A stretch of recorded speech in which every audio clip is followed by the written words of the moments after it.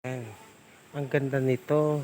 Saka makikita ninyo yung tubig dito. Napaka-fresh. Wala kayong makikitang palaka.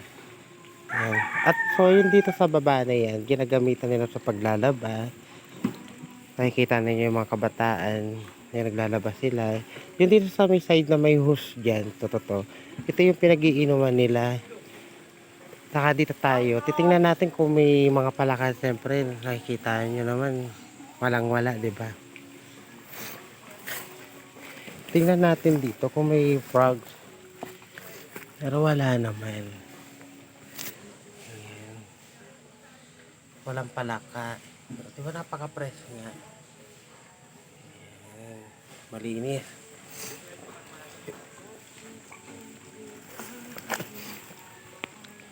Ayan, di ba? Ang linis oh. Ang sarap maligo. Pero pag lumangoy ka dito, baka biglang pagalitan ka ng may-ari. So, kailangan nila malinis yung tubig dito. Kaya walang dumi. Talagang di nila inaanoan, dinudumihan ng mga kabataan pag naglalabas sila. Napakaganda.